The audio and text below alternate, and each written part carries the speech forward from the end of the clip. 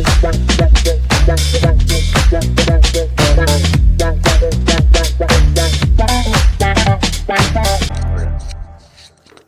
can edit it, right? Yeah. Okay. No, I don't know. It's just one take. We're doing it live. Welcome everyone. This is the RMC Bare Bones Safety Podcast.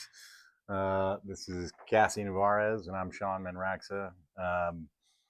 Our topic in terms of this podcast, we had the fortunate opportunity to interview a pilot and a commander of law enforcement air units. Jason Caton was a pilot with Washington State Patrol for several years in fixed wing platforms, and Jason White was a former assistant chief with the California Highway Patrol and commander of specialty units, which included the air unit. So he ran the air unit as a non-pilot. Overall, what'd you think of the interview?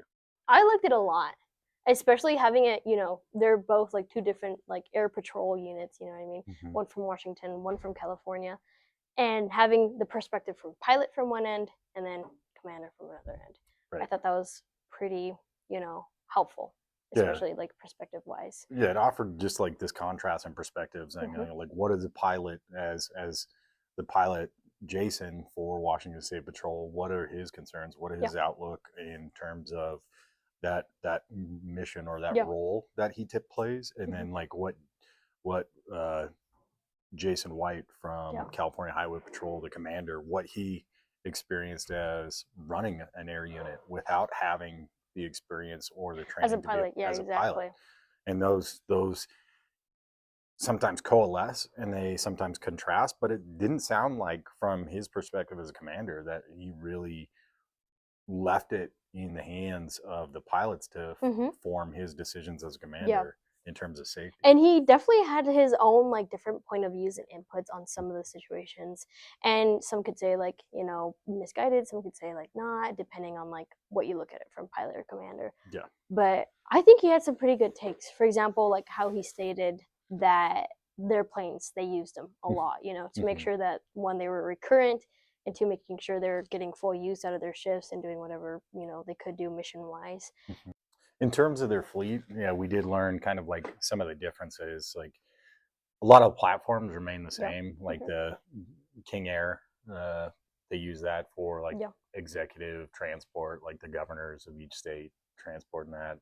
The Cessna 206, Washington State Patrol had some Cessna 182s, and they had about 6 or 7 pilots. The California Highway Patrol, like the entire air unit program, they had like 15 airplanes, 15 helicopters, 8 field divisions.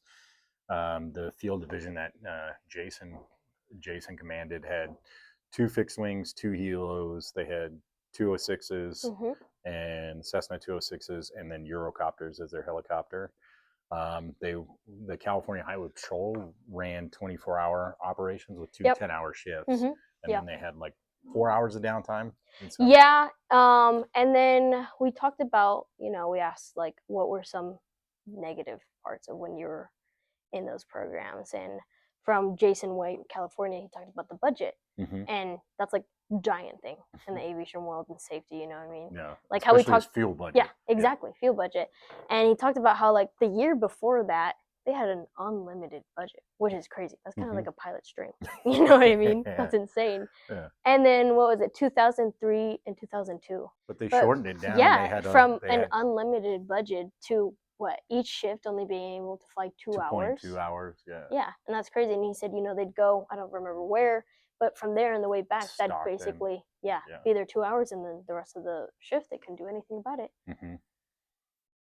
But from what it sounds like, that was like really the only impact to operations. But from hearing from both sides of them, the safety aspects of that were never really impacted.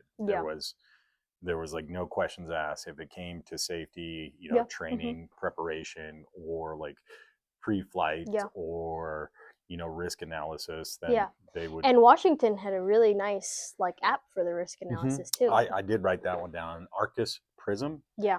And so they're like you can fill in the spots where I can't remember accurately, but they did. Basically like a pre-flight. You put in all your information, Right. weather and all that, where you're going to go, and it analyzes the risk of the mission entirely. Like, hey, Hmm. am I willing to? And then we talked about like Oh, and what, safety reporting yeah, too. exactly. That Safety had the reporting. How aspect. do they report? Because we have our short reports. What is it like for them? And they said, and the app was the same thing. You could submit safety concerns in Mm-hmm. that Arcus Prism report. So it was like a comprehensive. Not only did it have like mission profile risk Mm-hmm. analysis, like saying here's the weather, Yep. here's the plane, here's the hours, Yeah. here's the pilot, and here's the Yeah. objectives. It gave like a mission risk profile, which Mm-hmm. is very cool, but also gave you the ability to Yeah. report safety concerns. Mm-hmm.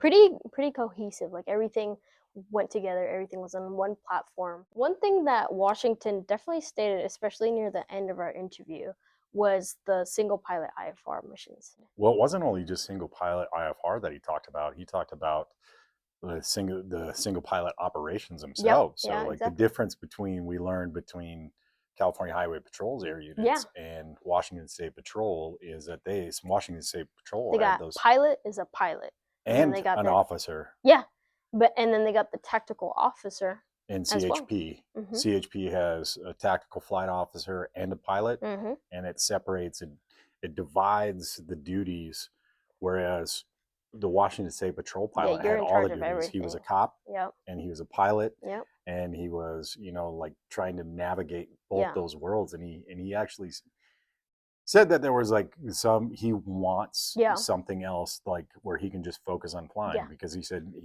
he recalls going to or IFR single pilot Yeah. conditions or IMC single pilot conditions, and then also in an aerial surveillance of a pursuit suspect or Mm-hmm. a homicide or a robbery Yeah. suspect, and then having to navigate like SeaTac class Bravo Yeah, airspace. So that's a exactly. Keeping lot. track of all the airspace, all Yeah. your calls, radio Yeah. calls.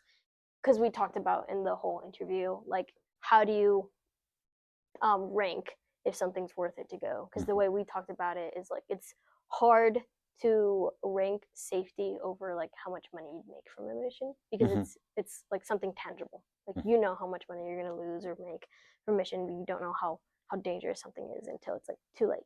Right. Can I make it or not? And we asked him how would it like apply to him, and he was like, well, like the number one thing we kind of rank most by is the mission and the suspect. Mhm. The What threat to public. exactly the threat to public. And it's like he was like, well, if I'm chasing like a homicide suspect, obviously I'm going to take more risks than if I'm just chasing like somebody who robbed 7-Eleven.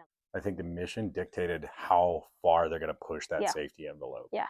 And then as a single pilot as well, I feel like if you had a second pilot or at least somebody else in there to help, they'd be able to take those risks a Mm-hmm. lot better.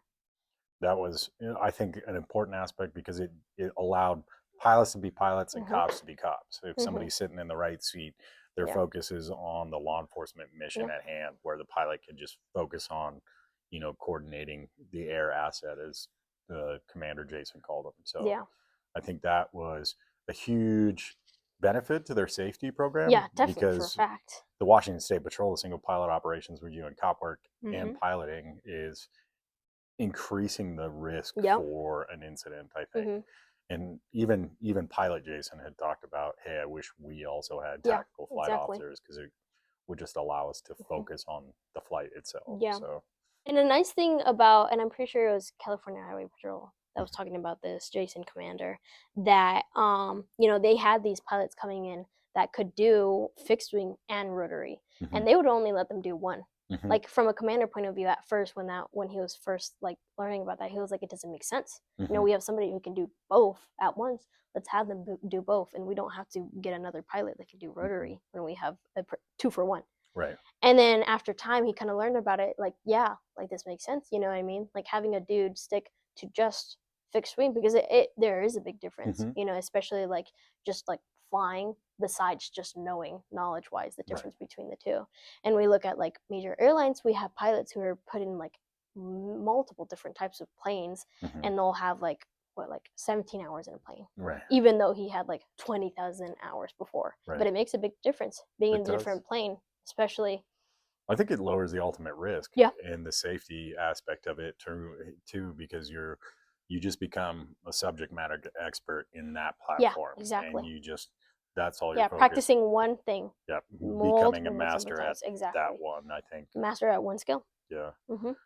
The interesting thing I think I remember about that interview is when we asked them, like, is there an incident or an accident that you can Mm-hmm. remember from your organization? And neither organization had a major incident Yeah, or a no. crash or a fatality.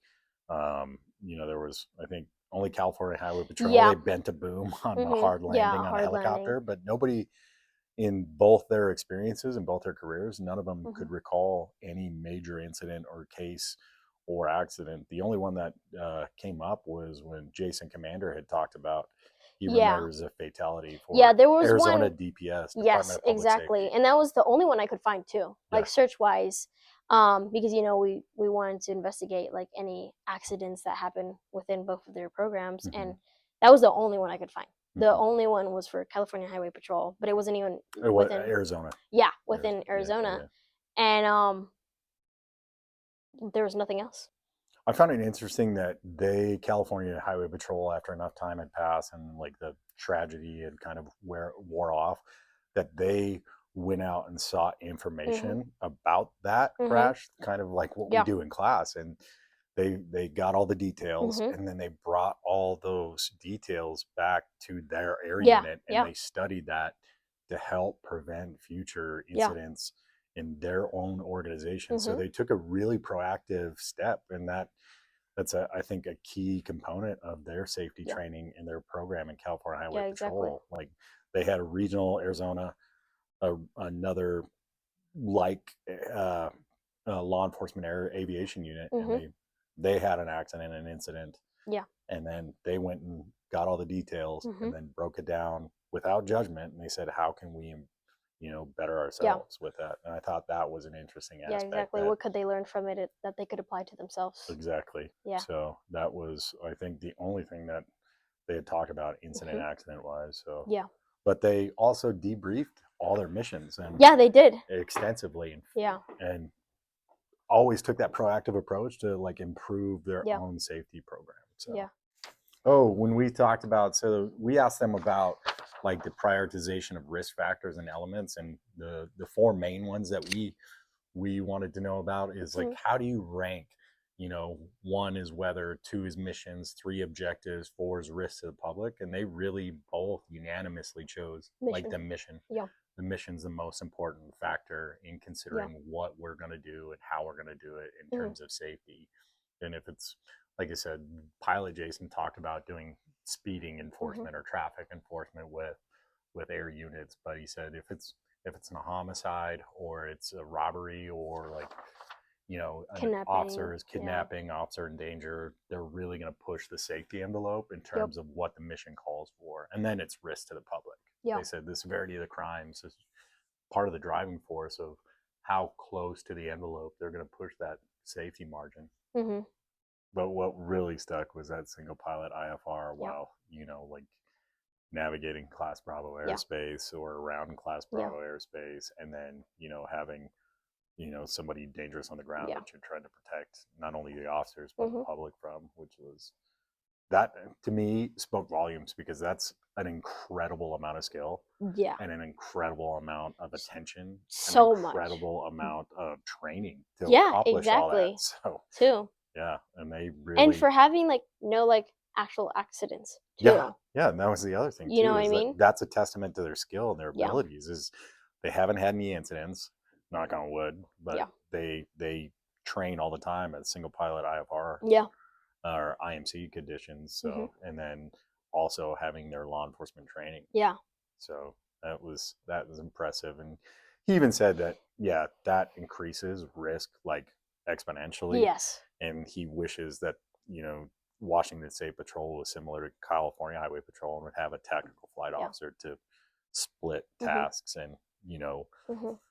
open it up for just focusing on one Yeah. thing at a time instead of having to navigate back and forth. Mhm. So, well, thank you everyone for listening to us talk about an interview that you couldn't watch or hear. So it was a really great interview, and I would hope at one point that we could maybe get Rocky to bring them in and talk Yeah. about I think they would be fantastic speakers and talk about, especially in a safety class. I think Uh-huh.